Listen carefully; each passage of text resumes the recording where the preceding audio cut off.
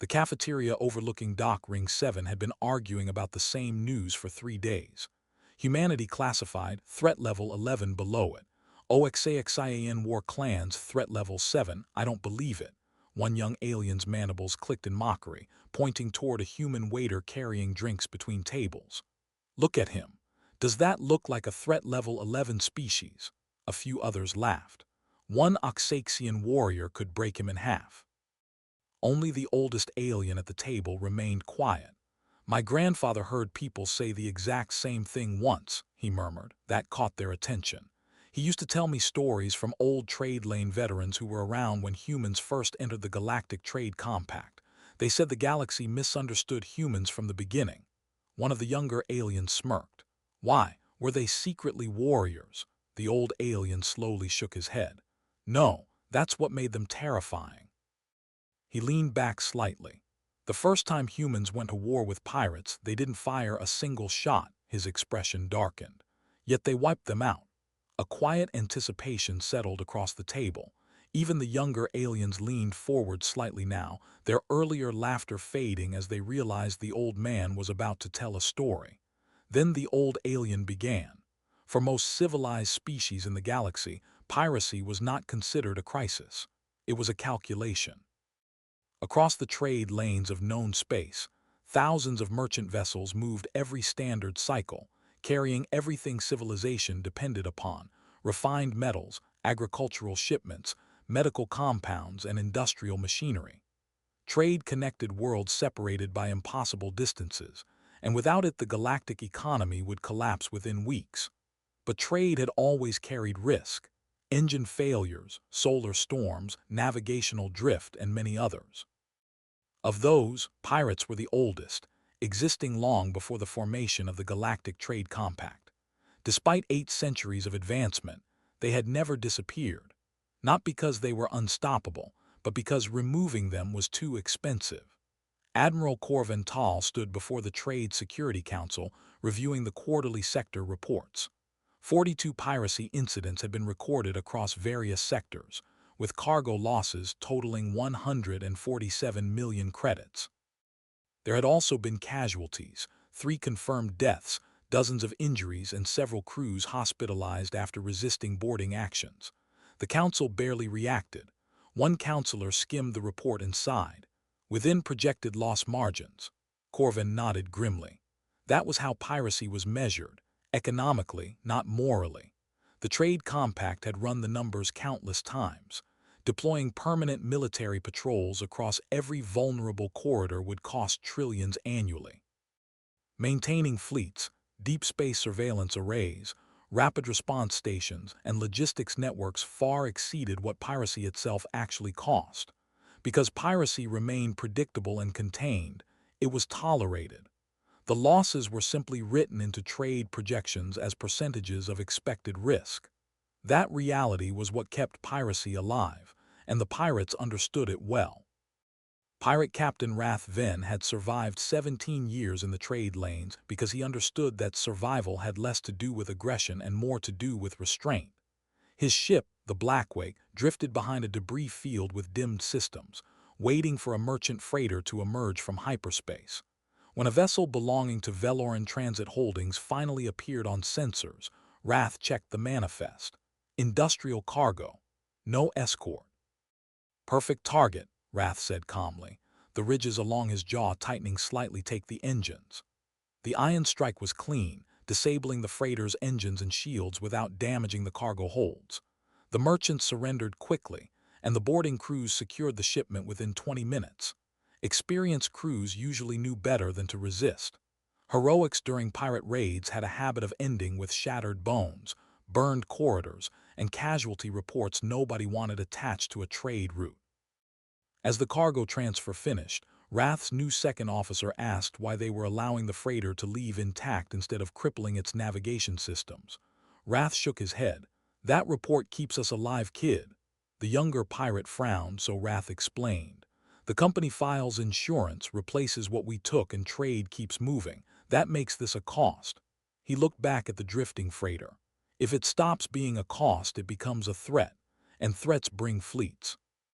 That balance had sustained piracy for centuries, and in the galactic economy, stability was valued far more highly than justice. The incident report for the attack near Port Tarsis was processed within the hour, noted mainly for its lack of casualties and relatively minor structural damage. At Vastari Mutual Assurance, the largest in Sur. Ant's firm in the galaxy, the file moved through the system with routine efficiency. The supervisor authorized the payout as soon as he confirmed the ship was recoverable and the cargo fully insured. There was no alarm or formal investigation, as the incident fell well within standard financial projections. The merchant company would recover, premiums on the route would rise slightly, and trade would continue moving as it always had. This was the stable, if deeply unjust, equilibrium that had sustained the galaxy for centuries. Pirates stole what they could sell, insurers absorbed the losses, and governments treated the damage as a manageable cost of maintaining open trade lanes. That equilibrium, however, was about to change. When humanity formally entered the Galactic Trade Compact, the established trading species largely dismissed the event as a routine expansion of the interstellar market. New civilizations joined often enough that the occasion lacked ceremony, as most newcomers eventually adapted to the existing rhythms of commerce.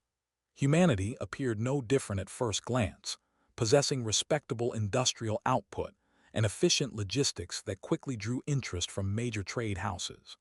While their vessels were neither the largest nor the most heavily armed in the compact, it was the sheer complexity of their commercial contracts that finally drew bewildered attention. At Station Helios, Senior Risk Assessor Velkin Mars' crest twitched with growing disbelief as he reviewed the first wave of human filings, specifically a massive policy structure from Mercer Interstellar Logistics against pirate raids. While standard protections for cargo, vessels, and crew were present, they were buried under unprecedented layers of additional coverage. Velkin scrolled through an exhaustive list that included delivery guarantees, contractual penalty coverage, business interruption clauses, and supply chain dependency protections.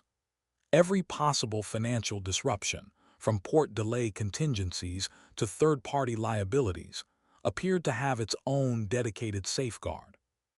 Looking across his desk at the human representative, Nathan Oram, senior risk architect for Mercer Interstellar Logistics, who sat with an air of practiced calm, Velkin tapped the projection and remarked, "This is excessive."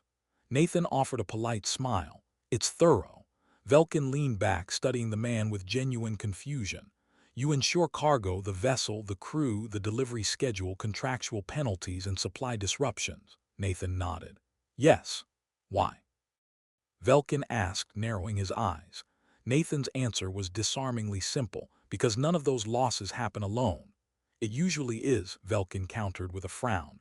Nathan shook his head in disagreement. "No, the cargo was going somewhere, someone was waiting for it, someone promised delivery based on it, someone invested money assuming it would arrive." He tapped the table to emphasize his point. "When one part fails, the damage spreads." Velkin gave a short, dismissive laugh. "That sounds expensive." Nathan remained unmoved.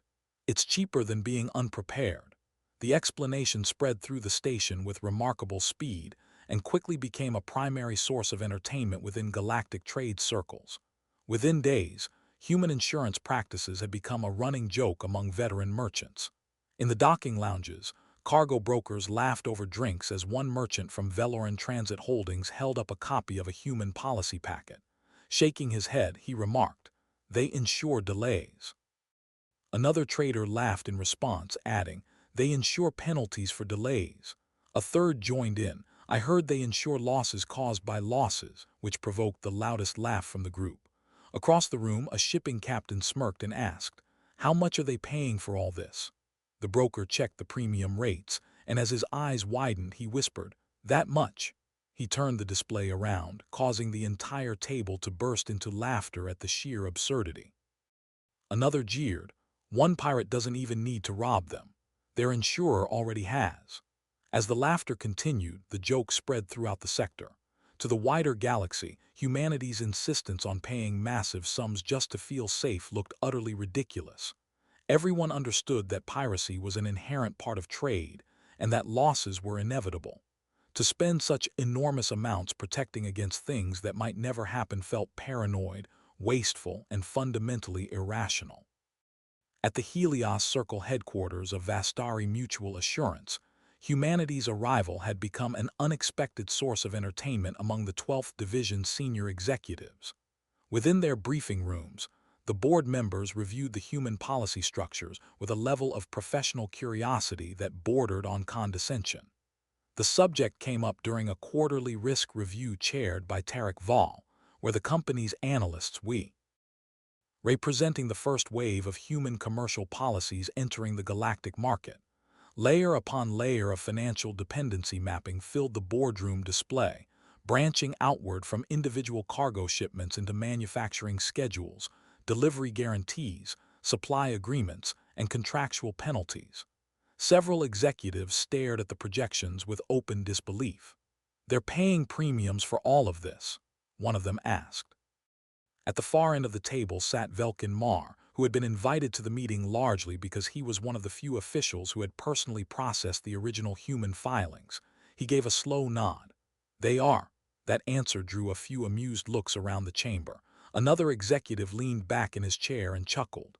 "Humans must terrify easily."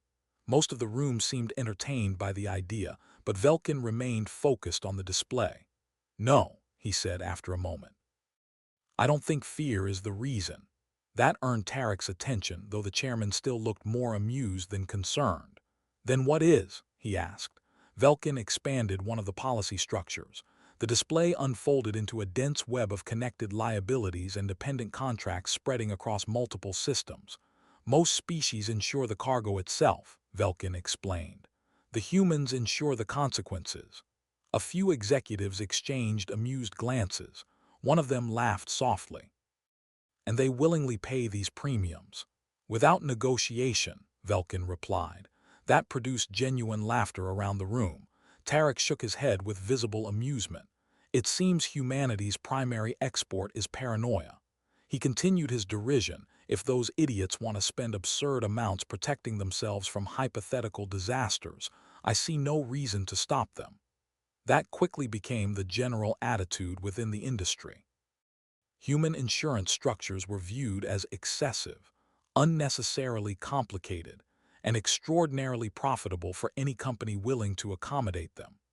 Only Velkin seemed unable to dismiss the matter entirely. He still remembered his conversation with Nathan Orem on Station Helios, and the unsettling calm with which the human had described cascading loss, as though it were an inevitability rather than a possibility. As the meeting moved on to other subjects, Velkin found himself staring at the branching dependency chains still glowing across the boardroom display. Most of the executives saw paranoid overinsurance and oversized premiums. Velkin saw something else. The humans were not treating losses as isolated incidents. They were treating them as connected systems. He was beginning to suspect the difference mattered more than anyone in that room realized, and where the galaxy accepted piracy as unavoidable, humans simply prepared for the day it touched them. In the end, the event everyone had anticipated finally arrived. It was never a question of whether a human vessel would be intercepted by pirates, but merely a matter of when. For nearly 7 months, however, human cargo fleets passed through compact space untouched. Some merchants jokingly claimed pirates had seen the size of human insurance contracts and decided the paperwork was more dangerous than the cargo itself. Pirate Captain Rath Venn had heard enough stories about humans to become genuinely curious about them. Across the trade lanes, merchants spoke endlessly about their paranoia, about the absurd insurance structures, the endless contingency clauses, and the enormous premiums they willingly paid just to prepare for disasters that had not even happened yet. Rath found the entire species amusing. To him, they weren't just merchants. They were the galaxy's most overprepared, terrified sheep. So when his scanner officer identified a freighter belonging to Mercer Interstellar Logistics moving through a lightly patrolled corridor in Sector 12, he immediately ordered an intercept. The interception was unlike any other. As soon as the Blackwake, the pirates' ship transitioned out of warp and locked its targeting sensors, the human freighter didn't attempt to flee or raise shields. Instead, they shut off their engines immediately, drifting into a cold halt as if they had been rehearsing for this exact moment for years. Wrath's new second officer let out a surprised laugh. "By the stars, it looked like they leaked themselves just seeing our ship," he said. The stories were true. A few pirates on the bridge chuckled at that. There was no protest, and not a single round was fired. Wrath's boarding teams moved through the vessel with an ease that bordered on boredom, extracting containers of quantum stabilizers, while the human crew watched with a mechanical, eerie compliance. Once the cargo was secured, Wrath stepped onto the human bridge, his arrogance radiating through his posture. He looked at the human captain, who stood with an air of practiced, unnatural stillness. "I've heard about your contracts, Captain," Wrath sneered, his voice dripping with mockery. "All those millions of credits spent on insurance, all that worrying about cascading failures. And yet you just rolled over and handed us the keys. Are you truly that terrified of a little conflict?" The human captain looked at him, his voice flat and devoid of emotion. "Conflicts are expensive, Captain. Paperwork is cheaper.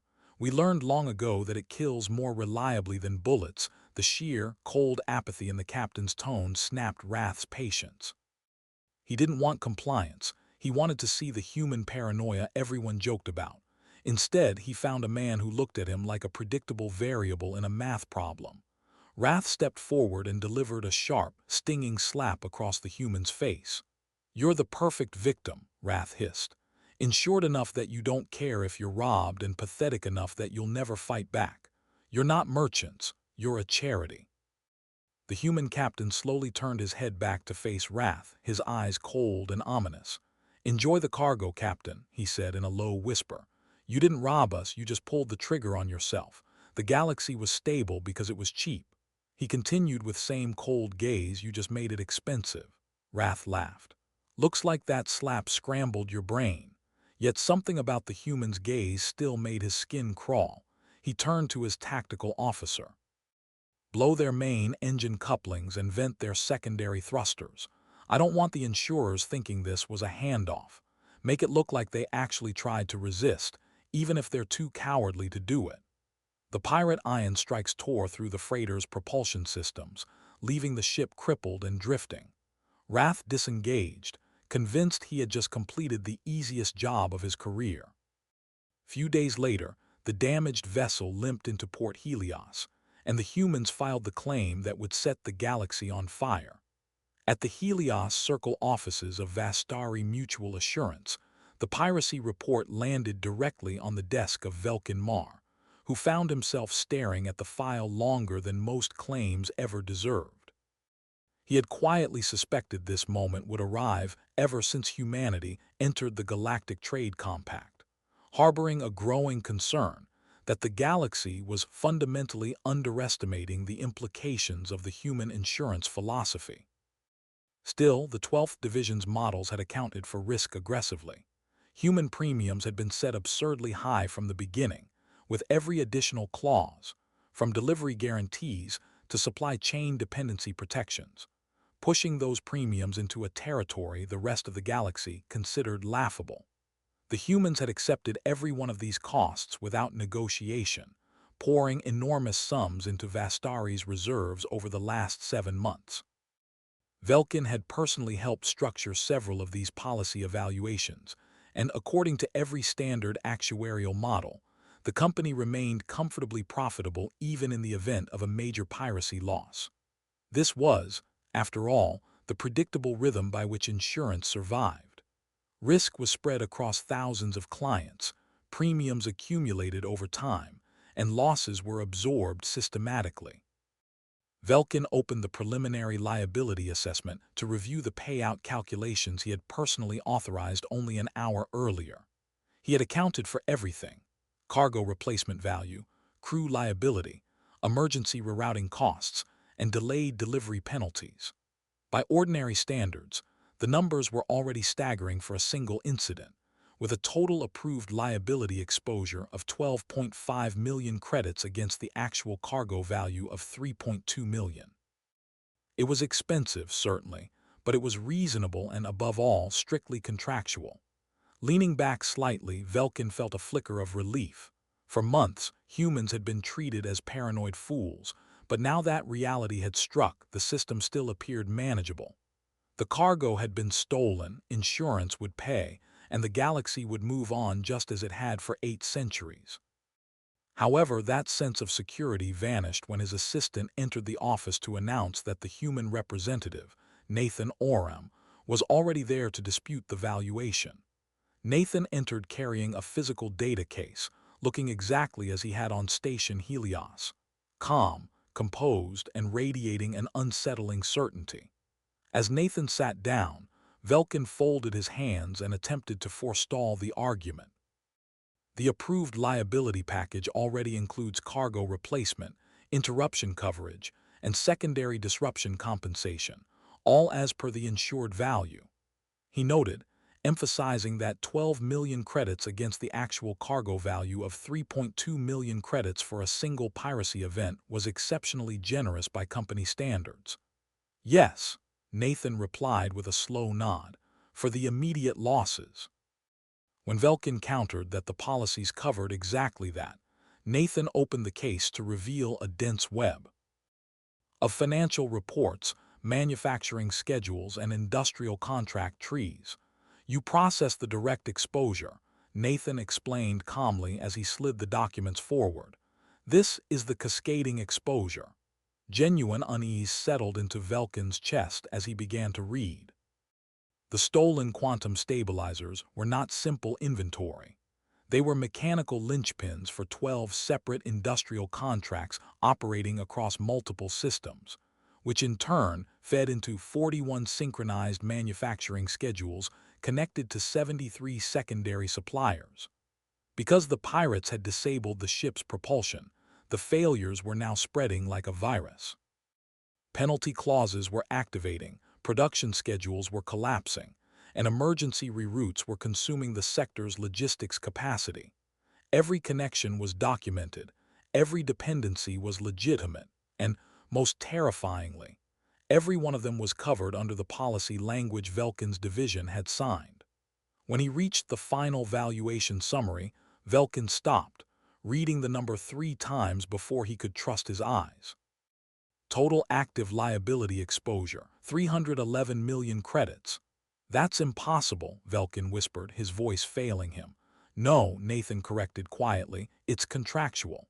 He pointed toward the expanding industrial dependency tree branching across system after system. Your payment covers the interruption. This covers the consequences. Velkin stared at the web of obligations and finally understood the gravity of his mistake. Humans did not merely insure cargo, they ensured continuity. In that moment, the comfortable projections of Vastari's profitability collapsed as he realized this was no longer a simple piracy payout. It was a chain reaction, and Vastari Mutual Assurance had signed every clause willingly. Deep down in his chest, even when he had calculated the initial claim sum to be 12 million credits, Velkin had harbored a persistent feeling that something was not right, and now the crushing weight of reality confirmed his worst suspicions. He paused to think for a moment, the tension visible in the rigid set of his shoulders and the slight tremor in his hands as he finally met Nathan's eyes. Mr. Oram, a claim of this magnitude far exceeds my personal authorization limits, Velkin admitted, his voice strained under the pressure of the numbers glowing on his screen. I will be escalating this file immediately to the division head, Mr. Tarek Val, for executive review. Nathan nodded calmly, as though he had expected the answer from the beginning. Yes, he said, I know. Then he slid another data wafer across the desk. I already forwarded the complete claim package to his office. Velkin looked up sharply. Nathan's expression never changed. All you need to do, the human continued evenly, is authorize the escalation. Oddly, Velkin found himself neither surprised nor offended by that. By now, he understood something about humans that the others in Vastari still failed to grasp. Humans had completed their homework months before the first shot was ever fired.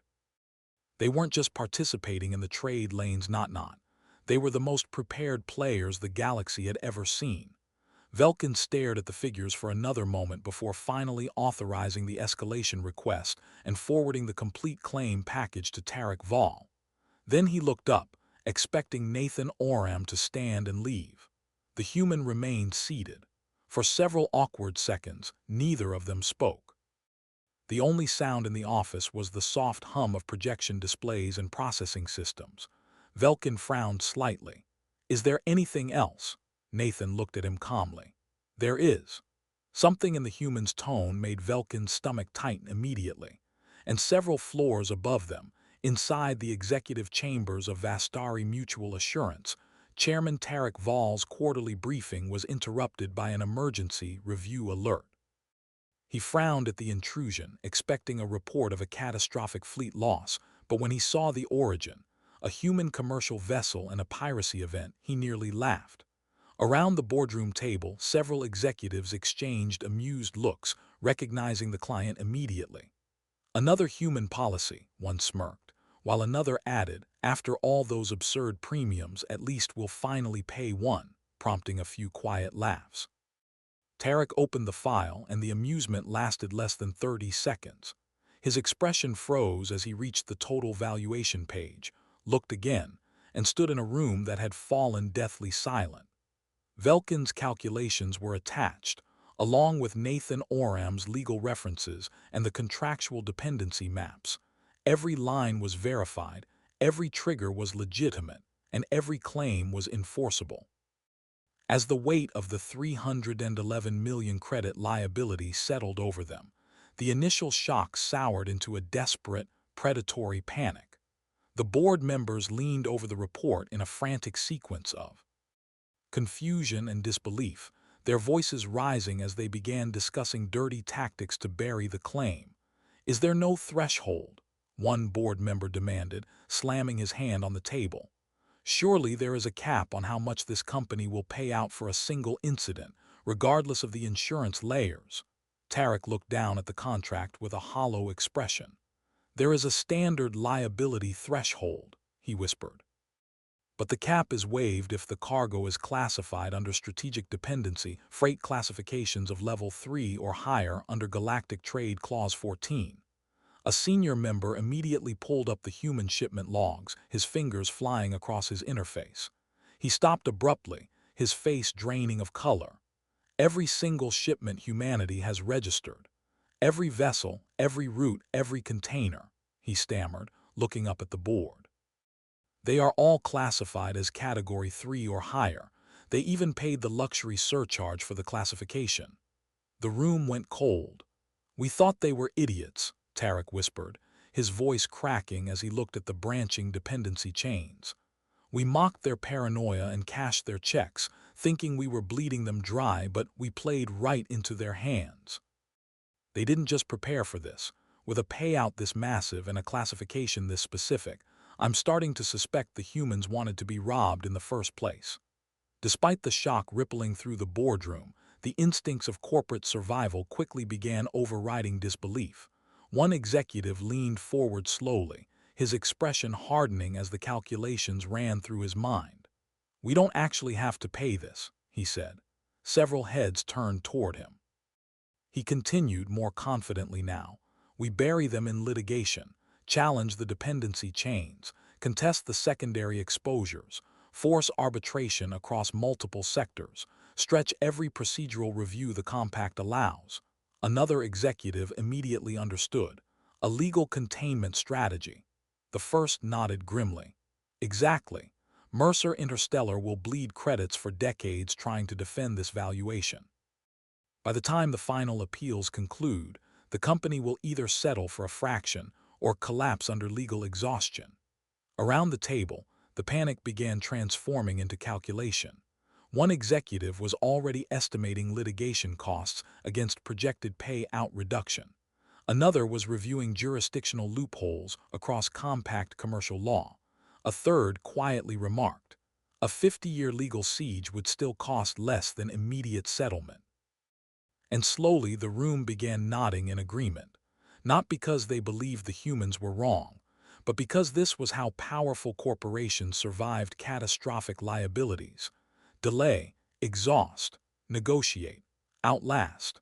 For a brief moment, the discussion of litigation offered the room the only thing it had lacked since the valuation appeared: hope. Tarek Val could almost feel the panic loosening its grip as the executives began outlining procedural delays, arbitration strategies, jurisdictional disputes, and legal exhaustion tactics. Vastari Mutual Assurance was not a small company cornered by a contract. It was one of the largest financial institutions in the galaxy, having buried entire governments in litigation before. Perhaps, they reasoned, the humans had simply overplayed their hand. Then, a second priority alert chimed across the boardroom, forwarded directly from Velkin Mar. Tarek opened the message, and the hope died instantly. The notice stated that any attempt to deliberately delay, obstruct, or weaken the settlement process would constitute bad faith liability suppression under compact commercial law. Additional penalty clauses would activate immediately, accompanied by punitive damages and contractual sabotage litigation that could potentially double the total exposure. For several seconds, nobody in the room spoke. Then the panic returned, harder than before. One executive immediately began rereading the contracts, desperate for an escape route, while another muttered legal statutes under his breath. A third simply stared at the projection in disbelief. They knew, someone whispered. It wasn't just about the piracy, it was about this. It was about them. The realization spread through the room with terrifying clarity. The humans had not merely prepared for loss. They had prepared for insurers behaving exactly like insurers. Every delay tactic, every loophole attempt, and every corporate maneuver had been accounted for, countered, and weaponized against them. The more Vastari fought, the worse the damage would become. Tarek felt a cold heaviness settle into his chest as he finally understood what Velkin had been trying to warn them about from the beginning. Humanity did not think like the rest of the galaxy. Slowly, with visible tension in his hands, he reached toward his console and sanctioned the claim. Vastari Mutual Assurance had not become the largest insurance institution in the galaxy by surviving ordinary losses. It had become the largest by mastering scale. For nearly 4 centuries, Vastari had expanded across the trade lanes of the Galactic Trade Compact until its contracts touched nearly every major shipping corridor in civilized space. Its reserves were vast enough to absorb wars, its credit lines could stabilize collapsing markets, and its influence reached far beyond commerce. Like all institutions of that size, it was not governed as a single unified body. It was divided into independent empires of sector and industrial divisions. Above all of them sat the Central Risk Administration, the stagnant heart of the company where galaxy-wide financial stability was managed by the Supreme Executive, Marek Saul. Marek did not involve himself in ordinary claims or regional settlements. His responsibility was systemic stability. He monitored risk the way admirals monitored borders, looking not for isolated incidents, but patterns capable of causing collapse. That was why the human claim reached the Apex office. Not because of its size, Vastari could survive 300 million credits, but because of what it represented, a structural anomaly with replication potential. Marek sat in the Apex chamber, reviewing the summary report while towering financial projections shifted across the room around him. The highlighted phrase caught his attention immediately: policy architecture repeatable across future contracts. He looked up, his voice cold. Who reviewed this? His assistant, a sharp-eyed alien named Kira, answered immediately. The Sector 12 Claims Division. Tarek Val and his executive team sanctioned the payout after finding no legal alternative to avoid it. Marek's eyes narrowed as he watched the cascading liability models. Remove them from executive authority. Tarek and his entire executive tier of the 12th Division. I want them purged for incompetence. They were so blinded by premiums they failed to see a dagger aimed at our throat. Kira made the note without hesitation. And the claim itself, sir. The payout is sanctioned. The damage is done, Marek said, standing up. What I want to know is whether it is survivable if it repeats. Kira expanded the financial model. The payout itself is survivable, but the pattern is not. This human contract is layered around cascading liability structures where the cargo was merely a trigger for connected obligations.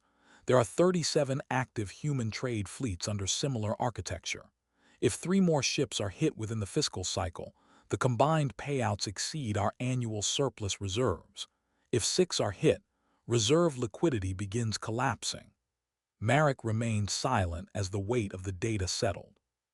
Humans had not invented new insurance, they had demonstrated better insurance. And once the market saw the result, others would copy it. If other species adopted human dependency mapping, Vastari's entire pricing model would become obsolete overnight. Marek turned toward the panoramic market display overlooking the city sector. Billions of contracts, trillions in active liabilities. A company built over centuries. All vulnerable because a few pirates stole cargo and triggered realities no one had bothered measuring properly. He understood the problem clearly. The company could adapt, raise premiums, rewrite contracts, restrict future policy structures, but adaptation took time. Time pirates would exploit. Time human traders would continue operating under existing agreements. Time more claims could emerge. Marek returned to his desk. "What ends the liability?" he asked. "The cargo's return," Kira answered. "That would void most downstream triggers and restore the supply chains, shrinking the payout dramatically." "And what ensures that never happens again?" Kira understood the implication. "Eliminate of piracy." Marek smiled faintly. Insurance was never about paying losses. It was about preventing them when prevention became cheaper. And now, prevention was far cheaper than repeated human claims. Marek made the calculation in seconds. One massive anti-piracy operation. He looked at his communications officer. "Arrange meetings with the Trade Security Council immediately, on the grounds of economic security." That phrase mattered. Governments moved slowly for justice. They moved quickly for economic threats. Within days, Vastari began applying pressure. They utilized investment leverage, trade guarantees, political donations, and security funding incentives. Marek knew exactly where to apply weight, never openly but effectively. He framed piracy not as a criminal nuisance but as systemic economic destabilization. The Trade Security Council listened. Then the industrial syndicates, the shipping unions, and the port authorities spoke. One by one, every major economic pillar aligned behind the same conclusion. Piracy was no longer tolerable, not because morality had changed, but because the sea. Ost had. Admiral Corvental received his new orders with visible disbelief. Full anti-piracy authorization, sector-wide sweeps, and pursuit authority beyond normal jurisdiction. He read it twice. In 800 years of trade history, he had never seen authorization this broad. He looked at the attached justification, economic emergency stabilization. That was new. But orders were orders. For the first time in generations, the Galactic Trade Compact stopped tolerating piracy. It hunted it hard, fast, and systematically. Pirate stations vanished. Supply caches were raided. Black market buyers were arrested. Trade corridors were militarized. Escape routes were cut. Within 6 months, entire pirate networks collapsed under the weight of coordinated enforcement. At first, Captain Rath Venn did not understand what was happening. For 17 years, he had survived by following the balance every experienced pirate understood. Take cargo, not worlds. Avoid unnecessary bloodshed. Keep the violence controlled enough that governments continued viewing piracy as an economic nuisance instead of a military threat. That balance had kept men like him alive for generations. And now it was collapsing overnight. The Blackwake drifted through the wreckage of a shattered pirate convoy while compact patrol fleets closed in from every direction. Across his tactical displays, distress calls flooded the sector. Pirate stations destroyed, supply caches seized, black market buyers arrested, escape corridors militarized. Entire networks were disappearing within weeks. Rath stared at the reports in disbelief. Why now? Why fleets? Why extermination? As warning sirens echoed across the bridge and boarding alarms began activating through the Blackwake, Wrath suddenly remembered the human captain standing calmly on that bridge weeks earlier, blood visible near his mouth after the slap. The Galaxy was stable because it was cheap. At the time, Wrath had laughed. Now, as another pirate vessel vanished from his tactical display under concentrated fleet fire, the rest of the sentence echoed through his mind like a curse. You just made it expensive. For the first time in his life, genuine fear settled into Wrath Ven's chest. The humans had not retaliated with fleets. They had done something far worse. They had measured the damage, and the bill had terrified the Galaxy more than the pirates ever had. The anti-piracy campaign lasted 9 standard months, proving to be one of the most aggressive security operations in recent history. Trade fleets moved under heavy armed escort, known pirate ports were dismantled, and supply depots hidden in asteroid belts were seized and burned. For a while, the trade lanes became cleaner than they had been in centuries, not entirely safe but predictable again. For Marek Saul, that was enough. He never believed piracy could be permanently erased. The goal had always been to purchase time to rebuild the contract architecture and ensure a human-style claim could never threaten systemic stability again.